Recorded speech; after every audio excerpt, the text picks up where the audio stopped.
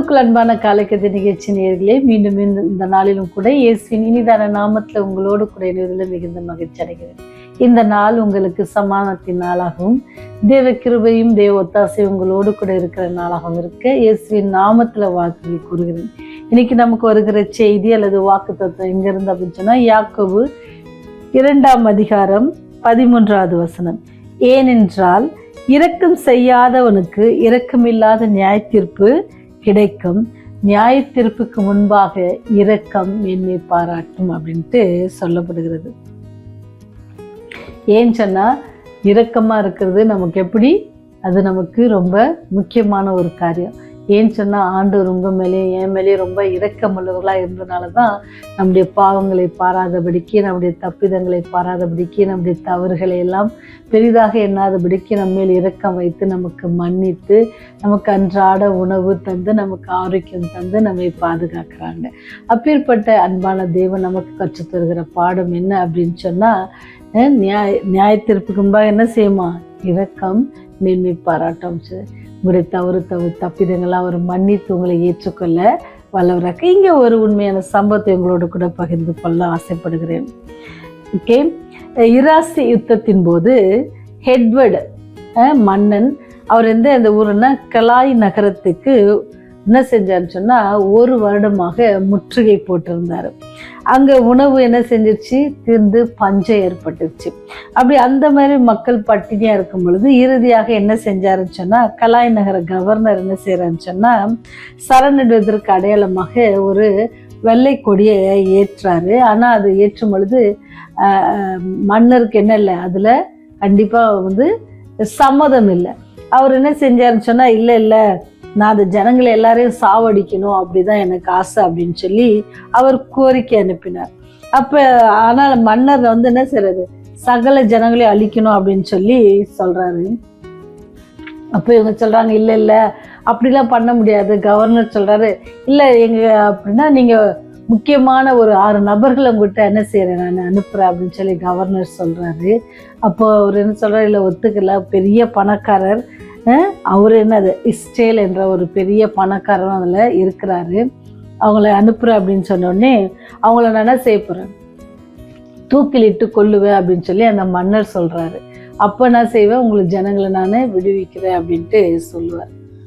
அப்படி அவங்க சொல்லி அந்த 6 பேர் அனுப்பிச்சு வச்சாங்க. அப்போ மன்னர் என்ன செய்யறாருன்னு சொன்னா, அவங்கள தூக்கிலிடுறதுக்கு ஆயத்தமாகும் பொழுது மன்னரின் மனைவி பிலிப்பா என்றவங்க அவங்க என்ன செய்யறாங்க அப்படின்னு சொன்னா, மன்னர்கிட்ட போய் கேட்குறாங்க, நீங்க என்ன ரொம்ப நேசிக்கிறீங்கல்ல அப்படின்ட்டு கேட்குறாங்க. மன்னர் சொன்னா, அதுல என்ன சந்தேகம் உனக்கு, நான் உன்னை ரொம்ப நேசிக்கிறேன், நான் உன்னை ரொம்ப நேசிக்கிறேன், நீ எது கேட்டாலும் நான் உனக்கு எல்லாமே செஞ்சு தந்துட்டு இருக்கேன்ல அப்படின்னு சொன்னா. அப்படியா, இப்போ நிஜமாலுமே என்னை ரொம்ப நேசிக்கிறீங்களா, அப்போ நீங்க எனக்கு ஒன்று செய்யணுமே, செஞ்சு தருவீங்களா அப்படின்னா, கண்டிப்பா எதனால கேளு, நான் செய்யறேன் அப்படின்னு சொன்னோடனே அப்போ பிலிப்பா சொல்றாங்க, அந்த ராணி, நீங்க என்ன செய்யுங்க, இந்த 6 பேரை எனக்கு நீங்க என் கையில கொடுக்கணும், அப்படி ஒப்படைக்கணும் அப்படின்னு சொல்லி. அப்படி அது ஒன்றும் பெரிய காரணம், நான் ஒப்படைக்கிறேன், நீ என்ன தண்டனை ஒன்னாலும் கொடு அப்படின்னு சொல்லி ராஜா சொல்றாரு, மன்னர் எட்வர்ட் சொல்றாங்க. இப்போ பிலிப்பா என்ன சொல்றாங்கன்னு சொன்னா, அப்படியா, சரிங்க, ரொம்ப சந்தோஷம், உங்களுக்கு உங்களுடைய அன்புக்காக நான் ரொம்ப தலை வணங்குறேன் அப்படின்னு சொல்லி அவங்களுக்கு தலை வணங்கி அவருக்கு நன்றி சொல்லிட்டு இந்த 6 பேரையும் அந்த அரசி என்ன செய்யறாங்க அப்படின்னு சொன்னா, அவங்க ஒரு அறைக்கு கொண்டு போறாங்க. அவங்க கொண்டு போய் அவங்களுக்கு எல்லாருக்கும் நல்ல ஆடைகளை தராங்க. நல்ல ஆடைகளை தரது மாத்திரம் என்ன செஞ்சாங்க, நல்ல ஆகாரம் கொடுத்து அவங்கள திருப்பி அவங்க நாட்டுக்கு அனுப்பும் பொழுது அவங்களுக்கு தேவையான பொருட்களையும் கொடுத்து அனுப்பிச்சாங்களாம். பாத்தீங்களா, எவ்வளவு ஒரு காரியமான ஒரு பொருள். ஒரு மனுஷன் ஒரு இரக்கம் காட்டுவது எவ்வளவு ஒரு முக்கியமா இருந்துச்சு பாருங்க. அவருடைய கணவர் எல்லாரும் அழிக்கணும்னு நினைக்கிறாரு, ஆனா இங்க அவருடைய மனைவி ரொம்ப இரக்கம் காட்டி அவங்களுக்கு என்ன செஞ்சாங்க, அவங்களை விடுவித்ததாக அந்த கதையை வாசித்தேன். ஏன்னு சொன்னா, லூக்கா 6:36 நமக்கு என்ன சொல்லுதுன்னா, ஆகையால் உங்கள் பிதா இரக்கமுள்ளவர்களா இருக்கிறது போல நீங்களும் இரக்கமுள்ளவர்களாக இருங்கள் அப்படின்னு சொல்லி நமக்கு என்னது எழுதப்பட்டிருக்குது வேதாந்தத்துல. அப்ப நம்ம எல்லா மனிதர்கிட்ட என்ன செய்யணுமா, இரக்கமுள்ளவர்களாக இருக்கணும் அப்படின்றது தான் இன்னைக்கு நமக்கு வருகிற செய்தி.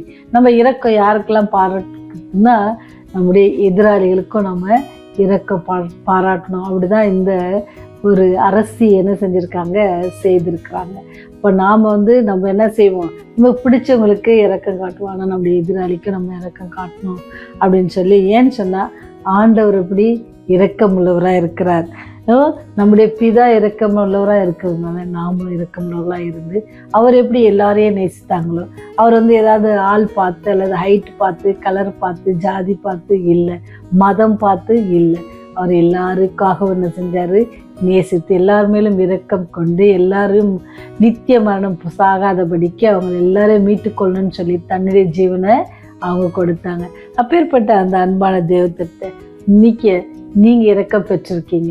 அந்த இரக்கத்தை நானும் மற்றவங்களுக்கு செய்யணும் சாமி, அதற்கான பலத்தை எனக்கு தாங்க அப்படின்னு சொல்லி ஜெபம் செய்வோமா? ஜெபம் செய்வோம். இரக்கத்தில் ஐஸ்வரமுள்ள தேவனே, உம்மை போன்ற இரக்கமுள்ளவர்களாய் ஜீவிக்க, இந்த உலகத்தில் நாங்கள் வாழ்கிற ஒவ்வொரு நாளும் உமக்கு பிரியமாய் இருக்க, இரக்கமுள்ளவர்களாக இருக்க, உம்முடைய பிரதிநிதிகளாக இந்த உலகத்தில் வாழ எங்களுக்கு உதவி செய்யுங்க. அதுக்கு அநேக வேலைகளை ஆண்டவரே நாங்கள் சாத்தானின் பிரதிநிதிகளாக அநேக காரியங்களுக்கு எங்களை ஒப்பு கொடுக்குறோம் சாமி. அப்படி இல்லாதபடிக்கு உமக்கு பிரியமான பிள்ளைகளாய் ஜீவிக்க தெய்வ ஒத்தாசை ஒவ்வொருவரோடு கூட இருக்கட்டும். இந்த உலகத்தில் நடக்கிற ஒவ்வொரு காரியங்கள், ஊழியங்கள் ஆண்டவரே, அநேக இடங்களில் உடைய அன்பை குறித்து சொல்லுகிற மாபெரும் கூட்டங்கள் எல்லாவற்றிலும் உடைய கிருபை இருந்து வழி நடத்தும். உடைய சத்தியத்தை சுமந்து செல்கிற போதகர்களுக்காக ஜெபிக்கிறோம், ஊழியக்காரர்களுக்காக ஜெபிக்கிறோம். கர்த்தாவை ஆசீர்வதிங்க, அவருடைய குடும்பங்களை ஆசீர்வதிங்க, அவருடைய தேவைகளெல்லாம் சந்தித்தரலுங்க சாமி. ஆண்டவரே, இந்த அதிகாலை வேலையிலும் கூட ஆண்டவரே உம்மை நோக்கி அப்பா பிதாவினை அழைக்கிற ஒவ்வொரு குடும்பத்தையும் நீர் கண் நோக்கி பாருங்க. இந்த செய்தி கேட்கிற ஒவ்வொரு குடும்பத்தையும் ஆசீர்வதிங்க, அவருடைய தேவைகளை சந்தித்தரலுங்க, மன சமாதானத்தை கட்டளையிடுங்க. வியாதியோடு இருப்பாங்கன்னு சொன்னால் அப்படியே வியாதியெல்லாம் நீக்கி போட்டு சுகத்தையும் பலத்தினையும் அவர்களுக்கு தர வேண்டுமா அப்படியே பாத்திரம் கெஞ்சி நிற்கிறோம். பாதுகாத்து கொள்ளுங்க, வழிநடத்துங்க. இயேசுவின் வழியாய் ஜெபிக்கிறோம் ஜீவனுள்ள நல்ல தகப்பனே. ஆமென், ஆமென்.